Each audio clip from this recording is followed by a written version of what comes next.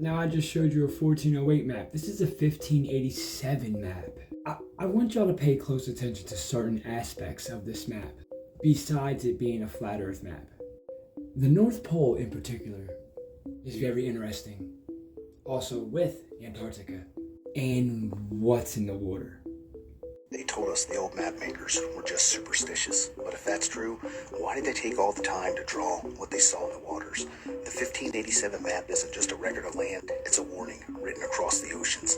Look closely, you'll see sea serpents twisting through the waves, giant shellfish big enough to pull a ship under, and creatures with human faces rising from the depths, marked not as myth, but as real sightings.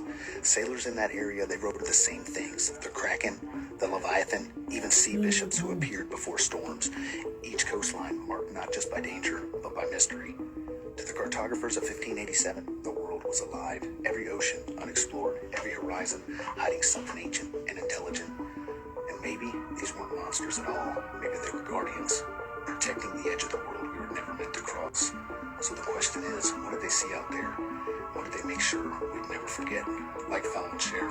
Now before I get into talking about sea monsters, what I find very interesting about this map is the North Pole right here, which a lot say is where the original spot of the Garden of Eden resides. Why I say that is because four rivers, the original four rivers, derived from there: Tigris, Euphrates, and I forget the other two. If you know, you know. But when you look at the Tigris Euphrates River today, isn't that in the Middle East? So how would that derive from the Even? Because they lied to you about everything. But I digress. Let's get to these sea monsters. If you are a seeker like me, you've probably come across certain content talking about an Polynesian ancestral survivor of these group of people who were Polynesian who made it to the ice wall. And they encountered some species. Now, if you want to search this, you can search this on TikTok. And the reason why this kid was able to tell this story is because of oral tradition. They used to talk about being able to cross waters or the outer space. And the things they encountered were monsters, leviathans, multiple creatures, and almost killed them all.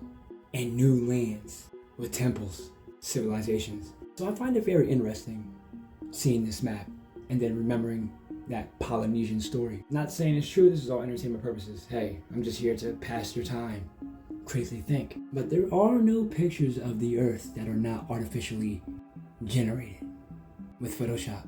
And NASA was an oceanic exploration program that turned to space. Interesting. Again, entertainment. Peace to God. And I forgot to say this about the North Pole.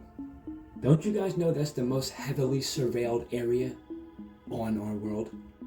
Why?